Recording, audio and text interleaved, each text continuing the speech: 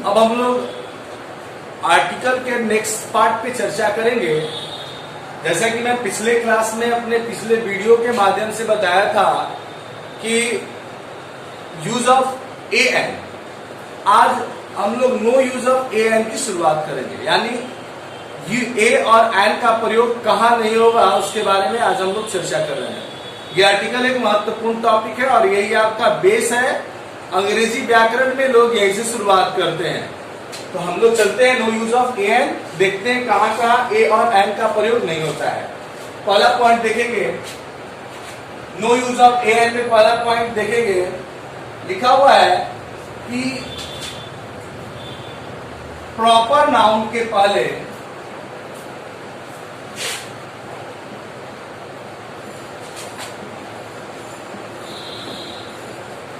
Indefinite article, या इसका पहला पॉइंट है no use of a an का पहला पॉइंट है। प्रॉपर नाउन के पहले indefinite article a oblique an का प्रयोग नहीं किया जाता है।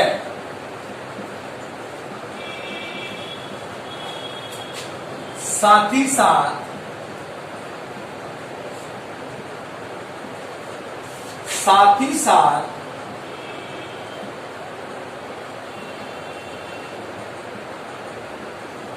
प्लूरल काउंटेबल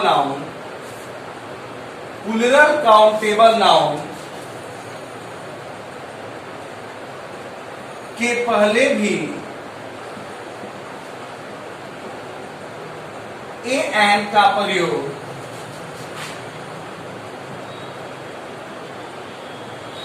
नहीं होता है। No use of a an का आज पहला क्लास है, तो हमने अभी पहला पॉइंट लिखा है, समझते हैं पहले, बाद में उतारेंगे, पहले समझ लें। हमने लिखा है प्रॉपर नाउन। प्रॉपर नाउन को हिंदी में क्या बोलते हैं? तो जब हम लोग यूज ऑफ ए एन पढ़ रहे थे उसमें मैं प्रॉपर नाउन के बारे में चर्चा किया था। तो ये प्रॉपर नाउन होता क्या है? तो इसको हिंदी में हम लोग बोलते हैं व्यक्तिवाचक संज्ञा। इसके पहले कभी भी इंडिफिनिट आर्टिकल का प्रयोग नहीं करते। जैसे मान लीजिए कि अगर एग्जाम्पल के तौर पर हम लोग लिखते हैं कि we live in an India, ये सेंटेंस आपका गलत है।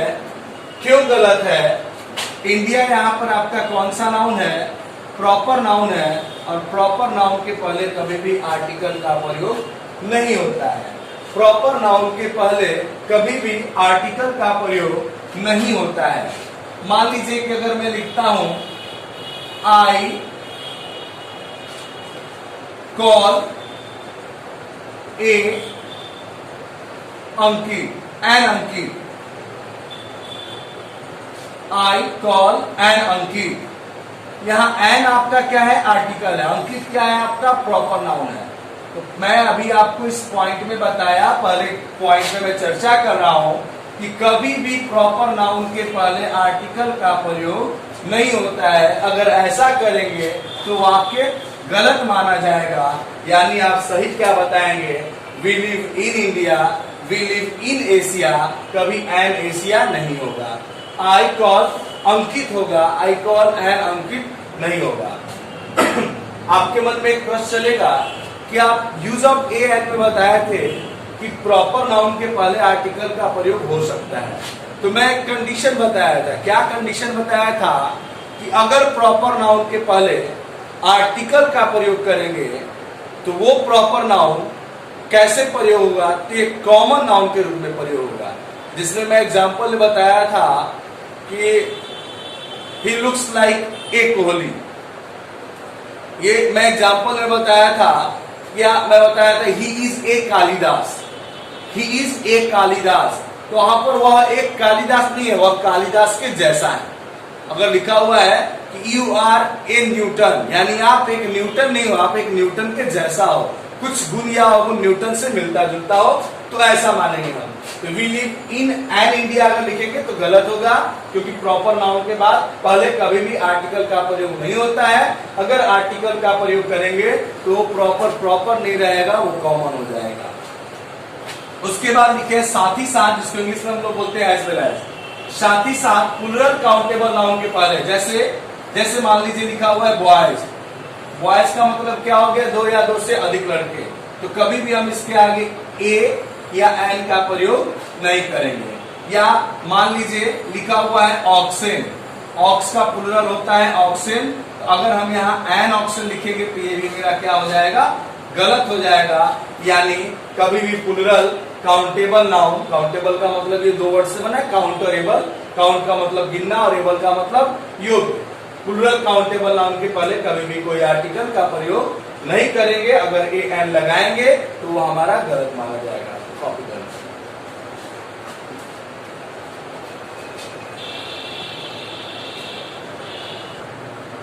चलते हैं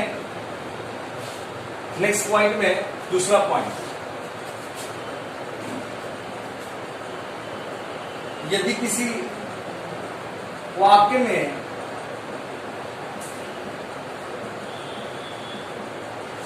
कोई वैसे संज्ञा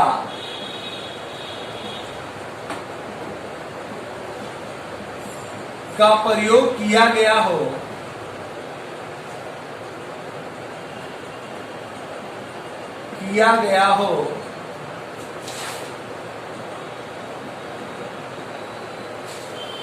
जो अनकाउंटेबल हो,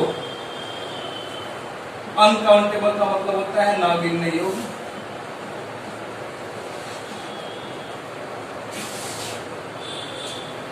जो अनकाउंटेबल हो तो उस शब्द के पहले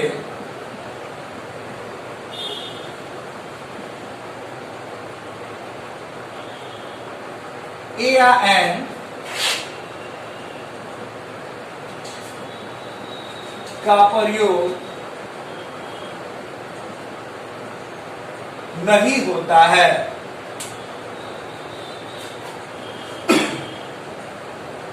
साथ ही साथ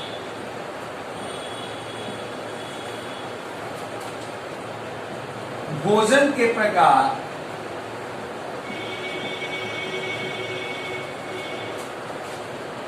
के पहले भी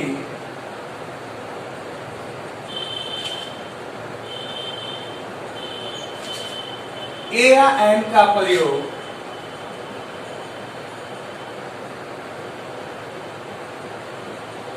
करना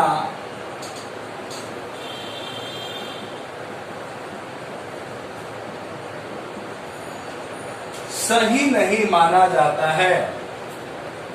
ये हमारा दूसरा पॉइंट है, no use of a an का। पिछले पॉइंट में मैं आपको बताया कि प्लूरल नाउन के पहले कभी भी ए एन का प्रयोग नहीं होता है। अभी मैं बता रहा हूं कि अगर कोई अनकाउंटेबल नाउन है, जैसे कि हम लोग जब नाउन पे चर्चा करते हैं तो जनरली जानते हैं कि नाउन आता कहां से, तो नाउन पार्ट्स ऑफ स्पीच का एक पार्ट है और इस नाउन को मॉडर्न ग्रामर के अनुसार तीन भागों में बांटा गया है, एक प्रॉपर, दूसरा काउंटेबल और तीसरा अनकाउंटेबल। इस अनकाउंटेबल का मतलब क्या है, तो ये तीन वर्ड से बना है, अनकाउंटेबल, काउंट का मतलब गिनना और एबल का मतलब योग्य और अन का मतलब ना, यानी जिसे गिना नहीं जा सके उसे अनकाउंटेबल कहते हैं। जैसे मान लीजिए एग्जाम्पल के तौर पर अगर दे देता है ए गोल्ड, तो ये सेंटेंस क्या हो जाएगा, हमारा गलत हो जाएगा। ये वर्ड हमारा क्या हो जाएगा, गलत हो जाएगा, क्योंकि मैं लिखा हूं किसी सेंटेंस में या ऐसे भी कोई वर्ड आए जो अनकाउंटेबल हो, ऐसे नाउन आए जो अनकाउंटेबल हो और उसके पहले अगर कोई आर्टिकल का प्रयोग किया जाए, आर्टिकल में इंडिफिनिट आर्टिकल यानी ए और एन का प्रयोग किया जाए, तो वह शब्द गलत हो जाएगा, वह वाक्य गलत हो जाएगा। यानी आपको अनकाउंटेबल नाउन के साथ आर्टिकल ए और एन का प्रयोग करना उचित नहीं माना जाता है। ठीक उसी के जैसा मैं लिखा उसमें साथ ही साथ भोजन के प्रकार, जैसे हम लोग कहीं कहीं बात करते हैं तो हम लोग कहते हैं कि मुझे नाश्ता दीजिएगा। जैसे नाश्ता के लिए हम लोग वर्ड यूज करते हैं क्या, तो सुबह के नाश्ता के लिए हम लोग ब्रेकफास्ट यूज करते हैं, दोपहर में खाते हैं उसको लंच बोलते हैं और रात में जो खाते हैं उसको डिनर बोलते हैं। अगर मान लीजिए कहीं लिखा हो, अगर इस तरह कोई लिख दे गिव ए ब्रेकफास्ट, तो गिव ए ब्रेकफास्ट, ब्रेकफास्ट क्या है आपका, ये फूड आइटम्स, ये नाश्ता भोजन का प्रकार हो गया। इसके पहले अगर आर्टिकल ए और एंड का प्रयोग किया गया हो तो यह क्या माना जाता है, गलत माना जाता है। यानी आपको ध्यान रखना है कि गोल्ड आ जाए, वाटर आ जाए, सिल्वर आ जाए, जिसको काउंट नहीं कर सकते हैं, उसके पहले कभी भी ए एंड का प्रयोग नहीं करते हैं। फूड आइटम जैसे ब्रेकफास्ट, डिनर, सपर, लंच आ जाए तो हम लोग कभी भी उसके पहले आर्टिकल का प्रयोग नहीं करते हैं। आप कॉपी कर ले, फिर चलते हैं तीसरे पॉइंट।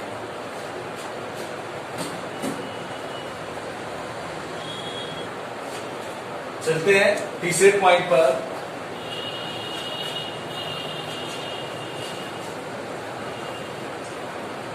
यदि किसी वाक्य में kind of, type of, post of, rank of, title of, job of, sort of,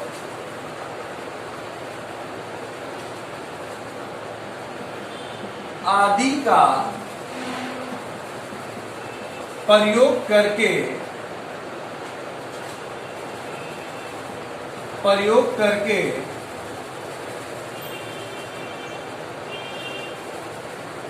noun का प्रयोग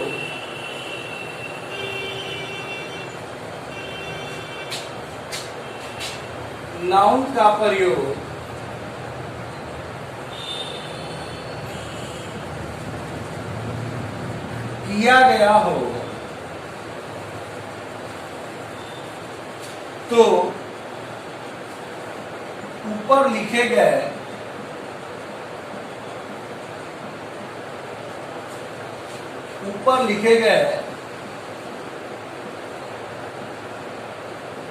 सभी शब्दों के बाद आने वाले नाउन के पहले कभी भी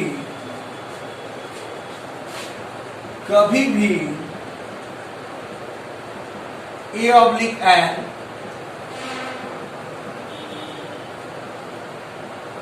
का प्रयोग नहीं होता है। मेरा तीसरा पॉइंट क्या है, यदि किसी वाक्य में kind of, type of, post of, rank of, title of, job of, sort of आए और इसके बाद अगर कोई नाउन आ जाए, जैसे मान लीजिए एग्जाम्पल के तौर पर अगर मैं लिखता हूं, जैसे एग्जाम्पल के तौर पर अगर मैं लिखता हूं कि काइंड ऑफ ए ड्रेस, तो ये मेरा सेंटेंस क्या है, गलत है। कारण क्या है, ये काइंड ऑफ के बाद आपका क्या आया है, नाउन आया है, और उस नाउन के पहले कभी भी इंडिफिनिट आर्टिकल ए और एन का प्रयोग नहीं करते हैं। आगे मैं बताऊंगा आपको किसके साथ कोई आर्टिकल नहीं लगता है, लेकिन अभी केवल हम लोग पढ़ रहे हैं no use of a an. तो जब no use of a an पढ़ रहे हैं तो अभी हम लोग वही चर्चा करेंगे। नेक्स्ट में बताऊंगा आपको किसके साथ कोई भी आर्टिकल नहीं लगेगा। अभी आप केवल यही ध्यान दीजिए कि अगर ये सारे शब्द मिले, kind of, type of, post of, rank of, title of, job of, sort of, तो इसके बाद अगर इसके बाद कोई भी नाउन आए तो उस नाउन के पहले कभी भी आर्टिकल ए और एन का प्रयोग नहीं होता है। अब ध्यान दीजिए, मान लीजिए इसके अलावा कुछ भी एक और सेंटेंस देखा जाए, जैसे लिख दें post of an engineer. Engineer के स्पेलिंग में डबल ही होता है और इसका शुद्ध हिंदी होता है अभियंता। तो अगर हम यहाँ एन इंजीनियर लिखे हुए हैं तो ये सेंटेंस मेरा गलत हो जाएगा, क्योंकि पोस्ट ऑफ के बाद अगर कोई नाउन आए तो उस नाउन के पहले कभी भी आर्टिकल ए एन का प्रयोग नहीं होता है।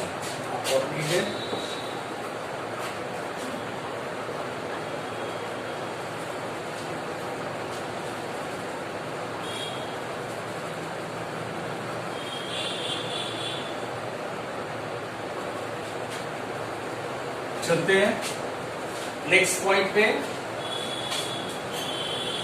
नेक्स्ट पॉइंट पे 4 नंबर पे, जो 4 नंबर हमारा रूल है, 4 नंबर इसका पॉइंट है, उस पर हम लोग चर्चा करते हैं।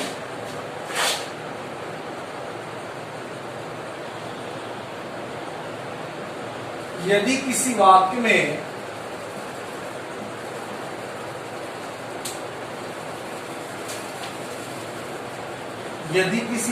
में केवल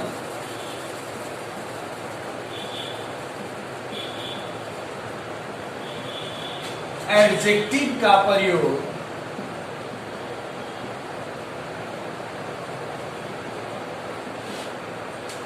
किया गया हो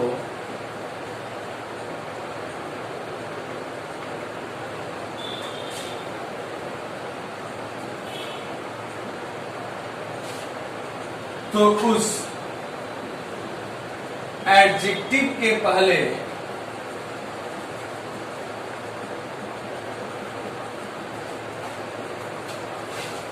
A/N का प्रयोग नहीं होता है।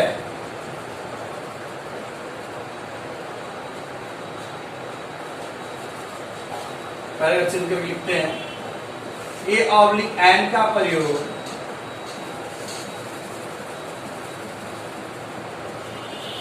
एडजेक्टिव के साथ तभी संभव या सही माना जाता है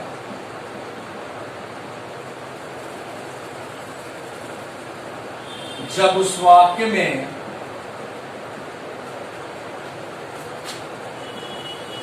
एडजेक्टिव के बाद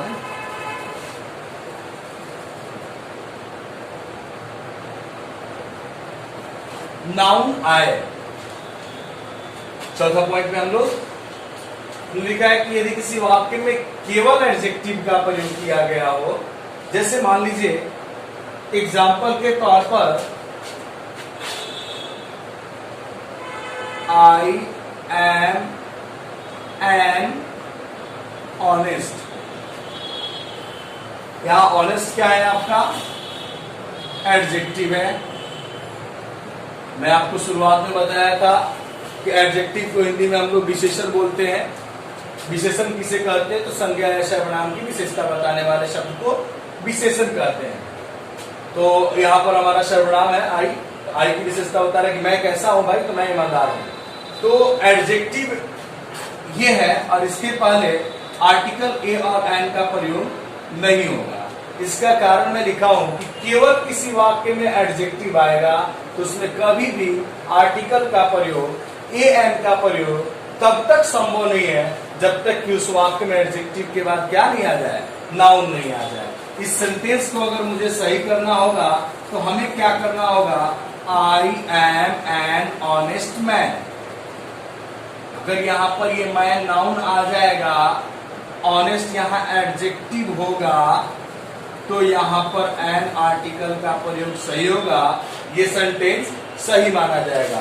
लेकिन केवल एडजेक्टिव रहेगा और उस परिस्थिति में ए और एन का प्रयोग हो तो वो सेंटेंस पूरा का पूरा गलत माना जाएगा। रही बात कि आपके मन में चल रहा होगा, जो लोग पहले वीडियो को नहीं देखे होंगे, पहले क्लास को नहीं किए होंगे, तो उनके मन में चल रहा होगा कि हाँ ऑनेस्ट एच है और ये एन लगा है, क्योंकि हम लोग तो बस यही पढ़े हैं कि जहां ए ई आई ओ यू यानी पांचों वॉवेल है वहां पर हम लोग एन लगाते हैं। तो आप पीछे वाला वीडियो जिसका हर पार्ट में डिस्क्रिप्शन में उसका लिंक मेंशन किया रह रहा है, डिस्क्रिप्शन में उसका लिंक दिया रह रहा है, आप उसे देख के पार्ट 1, पार्ट 2 या पार्ट 3 या जो भी नेक्स्ट कमिंग है आप उसे देख सकते हैं। तो पार्ट 1 में चर्चा किया गया है कि हम लोग उच्चारण पर डिपेंड करते हैं। जैसे हिंदी वर्णमाला का जो स्वर होता है, जैसे अ, आ, छोटी, बड़ी, छोटी ऊ, बड़ी ऊ इत्यादि, तो जैसे यहाँ अगर हम लोग पढ़ते हैं तो इसको हॉनेस्ट नहीं, ऑनेस्ट पढ़ते, यहाँ अ आता है, तो और क्या है आपका हिंदी वर्णमाला का स्वर है, इसलिए हम लोग इसके साथ एन लगाते हैं। लेकिन यहाँ एन क्यों गलत है? क्योंकि इसमें केवल एडजेक्टिव है। जिस वाक्य में केवल एडजेक्टिव होगा कभी आर्टिकल का प्रयोग नहीं होगा। तब तक नहीं होगा जब तक वो एडजेक्टिव अपने साथ नाउन नहीं लेके आए। अगर एडजेक्टिव अपने साथ नाउन लेके आ जाएगा तो उस एडजेक्टिव के अनुसार, जरूरत के अनुसार आर्टिकल ए और एन का प्रयोग कर लेंगे। कॉपी कर लें आप।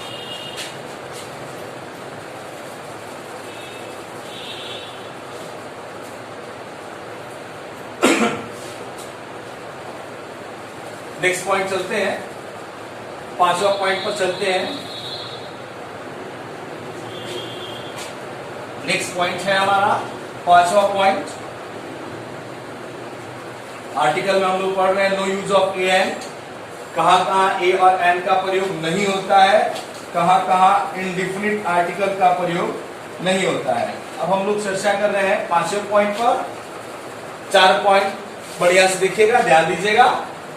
पढ़ चुके हम लोग, पांचवा पॉइंट पे हम लोग चर्चा कर रहे हैं।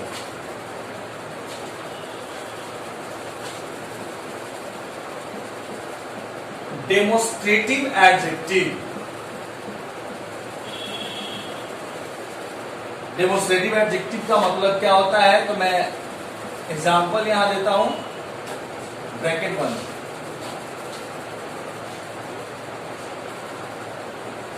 के बाद प्रयोग किए गए नाउन के पहले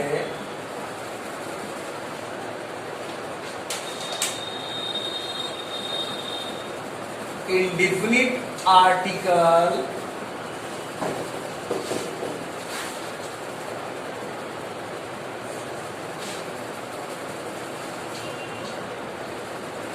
का प्रयोग नहीं होता है, नहीं होता है।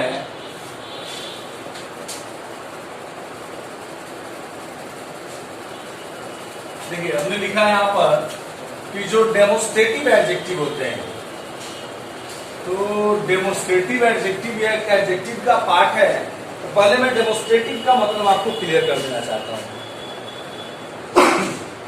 होता क्या है कि जो डेमोस्ट्रेटिव है ये एडजेक्टिव भी होता है और प्रोनाउन भी होता है। इसका हिंदी क्या होता है, तो इसका हिंदी होता है संकेतवाचक। ये संकेतवाचक में आपके सर्वनाम भी होते हैं और विशेषण भी होते हैं। तो अभी हम लोग जो चर्चा कर रहे हैं यहां पर विशेषण के बारे में चर्चा कर रहे हैं।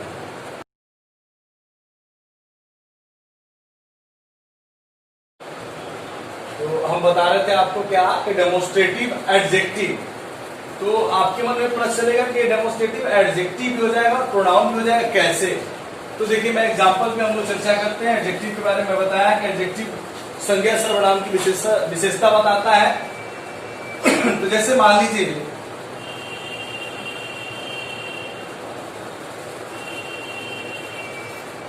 This is a red ball, और दूसरा लिखता हूं कि दिस बॉल इज रेड। तो डेमोस्ट्रेटिव का अर्थ होता क्या है? डेमोस्ट्रेटिव का अर्थ होता है वास्तव में संकेतवाचक। तो देखिए यहाँ पर मैं दिस, दैट, दिस, दो, ये सारे उदाहरण होते हैं आपके डेमोस्ट्रेटिव के, और ये कैटेगरी से दोनों में आते हैं। यानी दोनों का मतलब क्या है, ये प्रोनाउन भी होता है और एडजेक्टिव भी होता है। तो कैसे हम लोग क्लियर करेंगे कि कौन सा प्रोनाउन है, कौन सा एडजेक्टिव है? उसके बाद हम लोग चर्चा करेंगे कि आर्टिकल नहीं रहेगा इसमें, इंडिफिनिट। तो this is a red ball, यहां दिस क्या है आपका? डेमोस्ट्रेटिव है। दिस क्या है आपका? डेमोस्ट्रेटिव है। एडजेक्टिव है कि प्रोनाउन है, कहना उचित नहीं है। तो कैसे क्लियर करेंगे, ध्यान दीजिए।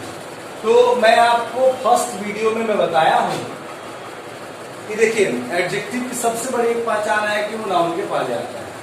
देखिए यहाँ पर बॉल क्या है आपका?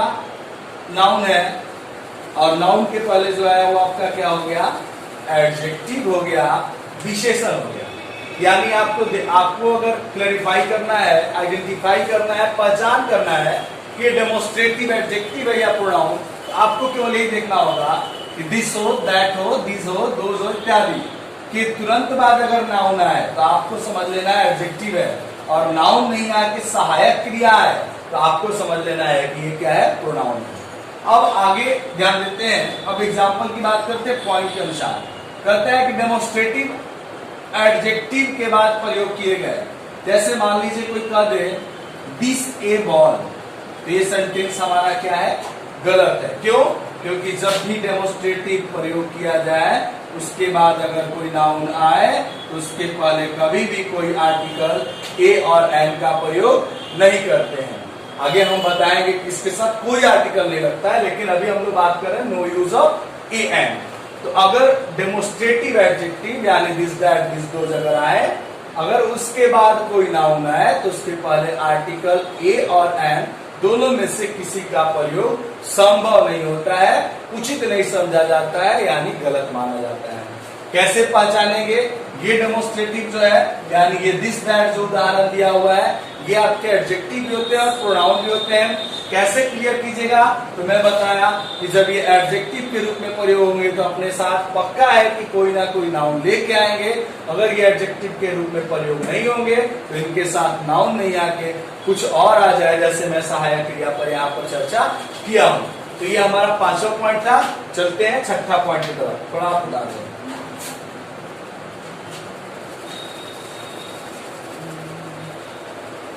चले आगे। नेक्स्ट 6ठा नंबर जो हमारा पॉइंट है, जो 6ठा नंबर जो हमारा पॉइंट है,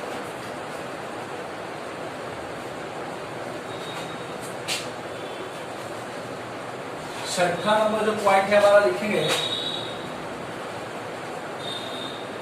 पोसेसिव एडजेक्टिव। लिखेंगे आप पोसेसिव एडजेक्टिव, ब्रैकेट में लिखते माई, आवर, योर, etc ब्रैकेट बंद। पोसेसिव एडजेक्टिव के बाद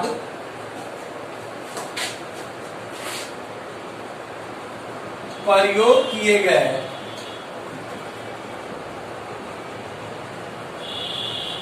नाउन के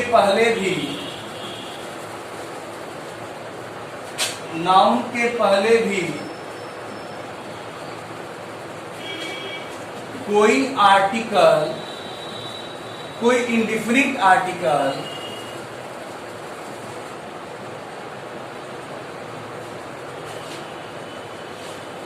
ब्रैकेट में लिखे हुए ए एन का प्रयोग सही नहीं माना जाता है। जैसे हमारा क्या पॉइंट था कि कोई भी पोसेसिव एडजेक्टिव हो। पोसेसिव का मतलब क्या होता है? तो देखिए पोसेसिव एक्चुअली बना है पोसेशन से। पोसेशन का मतलब होता है एक राइट, एक अधिकार। इसको हिंदी में बोलते हैं हम लोग अधिकारवाचक विशेषण।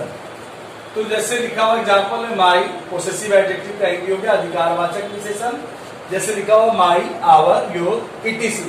अगर इनका प्रयोग किसी वाक्य में किया गया हो और इसके बाद तुरंत बाद कोई नाउन आए तो कभी कोई आर्टिकल नहीं लगाते हैं। जैसे ध्यान दें तो क्या होता है क्या कि जैसे हम लोग बात करते हैं, जैसे हम लोग एग्जाम्पल में हम लोग बात करते हैं कि कहीं लिखा रहेगा माई ए कैट, तो यहां पर माई मेरा क्या हो गया? पोसेसिव एडजेक्टिव हो गया, और कैट क्या हो गया? मेरा नाउन हो गया। तो पोसेसिव एडजेक्टिव अधिकारवाचक विशेषण और संज्ञा के बीच अगर कोई आर्टिकल ए और एन का प्रयोग किया गया हो तो वो गलत माना जाएगा। यानी सही करने के लिए आपको क्या लिखना होगा? माई कैट, माई ए कैट आपका गलत होगा। यानी माई हो, आवर हो, योर हो, हिज हो, हर हो, अगर ये आता है तो इसके बाद पक्का है कि कोई ना कोई नाउन आएगा। क्यों आएगा? क्योंकि एडजेक्टिव है, तो एडजेक्टिव का मतलब इसके बाद नाउन आएगा। और साथ ही साथ ये क्या करा रहा है? आपका अधिकार का बोध करा रहा है कि मेरा टोपी, तो मेरा टोपी, तो इस बीच में कभी आर्टिकल आए तो वो सेंटेंस आपका गलत माना जाएगा। इसलिए कभी भी अधिकारवाचक विशेषण का कोई भी शब्द माई, आवर, योर, हीज, हर आए, उसके बाद अगर नाउन आए तो उसके साथ कभी भी आर्टिकल ए और एन का प्रयोग नहीं करना चाहिए। ऐसा करने से वह गलत हो जाता है। कुछ लोगों के मन में एक और बात होती है, थोड़ा उसे मैं क्लियर करना चाहूंगा कि जैसे माई है, माई का मतलब भी मेरा होता है, माइन का मतलब भी मेरा होता है, आवर का मतलब भी हमारा होता है और आवर्स का मतलब भी हमारा होता है। तो ये अंतर क्या है? मोस्टली लोग ऐसा बताते हैं, क्योंकि हम लोग बचपन से यही पढ़ते हैं क्या कि जहां एस या एस लग जाता है वो सिंगुलर या प्लूरल हो जाता है। तो माई का माइन, आवर का आवर्स, योर का योर्स, समझे क्या? कुछ लोगों से पूछा जाता है आवर और आवर्स में क्या डिफरेंस है, क्या मतलब है, क्या अंतर है, तो सीधे बताते हैं कि आवर सिंगुलर है, आवर्स प्लूरल है। आवर सिंगुलर है और आवर्स प्लूरल है। तो अब हम लोग जहां तक पढ़े हैं कि ये अधिकारवाचक विशेषण है क्या? अगर आई है तो आई के अनुसार माई है, वी है तो वी के अनुसार क्या है? आवर है, यू है तो यू के अनुसार क्या होता है? योर होता है। आप ध्यान देंगे ये और ये दोनों में अंतर क्या है? माई का मतलब ही मेरा और माइन का मतलब ही मेरा, लेकिन डिफरेंस क्या है कि देखिए माई जो है एक एडजेक्टिव है, विशेषण है, जबकि माइन एक प्रोनाउन है। ये जब भी आएगा तो अपने साथ कोई ना कोई नाउन लेके आएगा, लेकिन इसके लिए कोई नाउन की जरूरत नहीं होगी। जैसे हम लोग कहते हैं कि मेरी माँ मुझे उतना ही प्यार करती है जितना आपकी, तो हम लोग क्या कहते हैं? My mother loves me as yours. केवल योर्स कह दिए तो इसका मतलब ये प्रोनाउन होगा। अगर मैं योर लगाता तो वहां पर मुझे मदर लिखना होता है, यानी my mother loves me as your mother. अगर योर लिखते तो एडजेक्टिव होता, और एडजेक्टिव होता तो इसके बाद पक्का है कि आपका क्या आता? नाउन आता। और अगर योर्स लिख दिए तो योर्स के साथ नाउन की कोई जरूरत नहीं है। आप इसे कॉपी कर लें। इसके बाद एक और पॉइंट पढ़ाएंगे और इसके बाद you no use of a an. No use of a an का ये लास्ट पॉइंट है। 7वां नंबर रूल हम लोग लिख रहे हैं। 6 पॉइंट पर हम लोग चर्चा कर लिए, 7वां पॉइंट और ये लास्ट पॉइंट होगा no use of a an का। और पीछे के जो, जैसे मैंने पीछे आपको पढ़ाया, आर्टिकल होता क्या है, डिफिनेट आर्टिकल, इंडिफिनेट आर्टिकल में क्या क्या उदाहरण आते हैं, या ए एन का यूज कहाँ करते हैं, तो इसका जो भी क्लास चला है, जो भी वीडियो बना है, अगर उसको आप देखना चाहते हो तो वीडियो के, इस YouTube के वीडियो के लास्ट में जो डिस्क्रिप्शन होता है नीचे, उसमें उसका लिंक मेंशन किया है, उसमें उसका लिंक मेंशन किया है। आप उसके द्वारा जाके आप इसके पिछले वीडियो को पार्ट 1 पार्ट 2 को देख सकते हैं। तो हम लोग चलते हैं 7वें नंबर पे। Distributive adjective each every either neither etc के बाद प्रयोग होने वाले संज्ञा के पहले इंडिफिनिट आर्टिकल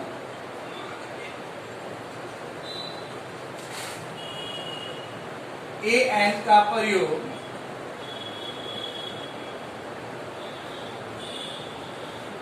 नहीं होता है। ये आज का लास्ट पॉइंट है, ध्यान से देखेंगे। मैं आपको आज पढ़ाया डेमोस्ट्रेटिव एडजेक्टिव, पोसेसिव एडजेक्टिव और तीसरा डिस्ट्रीब्यूटिव एडजेक्टिव। ये डिस्ट्रीब्यूटिव का मतलब क्या होता है, तो डिस्ट्रीब्यूटिव नहीं तो डिस्ट्रीब्यूट जरूर सुने होंगे आप, डिस्ट्रीब्यूशन जरूर सुने होंगे आप। इसको हिंदी में हम लोग बोलते हैं प्रत्येकवाचक विशेषण, जिसके उदाहरण मैंने यहाँ पर मेंशन किया है। ईच होता है, एवरी होता है, इधर होता है, नदर होता है, नाइदर होता है। तो मैं ईच एवरी आइदर etc लिखा हूं। तो ये सारे ऐसे शब्द हैं कि एडजेक्टिव भी होते हैं और प्रोनाउन भी होते हैं। तो जैसा कि मैं आपको बताया था डेमोस्ट्रेटिव में कि अगर इनके तुरंत बाद नाउन आ जाए तो एडजेक्टिव, अदरवाइज ये प्रोनाउन होंगे। सेम कंडीशन इसके साथ भी होगा। ईच और एवरी दोनों में डिफरेंस होते हैं। ऐसे हिंदी दोनों का एक होता है, ईच का अर्थ प्रत्येक और एवरी का अर्थ भी होता है प्रत्येक। लेकिन अंतर क्या होता है, ईच का प्रयोग दो के लिए भी होता है और दो से अधिक के लिए भी होता है, लेकिन एवरी का प्रयोग केवल दो से अधिक के लिए होता है, कभी केवल दो के लिए भी होता है। दूसरे भाषा में हम लोग ऐसा समझते हैं कि ये दोनों के लिए प्रयोग होता है। जैसे ईच जो है ये दो के लिए भी होता है और दो से अधिक के लिए भी होता है, लेकिन एवरी जो है हमेशा दो से अधिक के लिए होता है, कभी दो के लिए नहीं होता है। उसके बाद आपका आइदर आता है और एक आता है जिसको हम लोग नाइदर बोलते हैं। एक और इसका पहचान ईच और एवरी का है, ईच लिमिट के लिए आता है। ईच जो है लिमिट के लिए आता है, एवरी जो है अनलिमिट के लिए आता है। आइदर के साथ जब भी आता है तो और आता है, नाइदर के साथ जब भी आता है तो नॉर आता है। इसका मतलब होता है या तो यानी दो में से कोई एक, और इसका मतलब होता है ना तो, जिसका मतलब होता है ना तो यानी दो में से कोई नहीं। यह जो है एक सकारात्मक अर्थ के लिए प्रयोग होता है और यह नकारात्मक अर्थ के लिए प्रयोग होता है। तो जैसे मान लीजिए लिख दिया जाए ईच ए बॉय, तो ये आपका सेंटेंस क्या हो जाएगा, गलत। क्यों? क्योंकि ईच क्या है आपका डिस्ट्रीब्यूटिव एडजेक्टिव, इसके बाद ये क्या है आपका नाउन, इसके पहले कभी भी आर्टिकल का प्रयोग नहीं होता है, इसके पहले कभी भी आर्टिकल का प्रयोग नहीं होता है। यानी आपको ध्यान रखना है, अपने दिमाग में बैठा लेना है कि demonstrative adjective, distributive adjective, possessive adjective, यानी each every either neither, this that this those, my your our here, अगर ये सारे शब्द आए और इसके बाद कोई नाउन आए तो उसके पहले कभी भी इंडिफिनिट आर्टिकल ए और एन का प्रयोग नहीं होता है। आप इसे उतार लें, और यह आज का हमारा लास्ट क्लास है, no use of a an का लास्ट पॉइंट है। आप इसको कॉपी करके बढ़िया से अध्ययन कीजिए, डाउट होने पे कमेंट बॉक्स में लिखकर अवश्य पूछिए।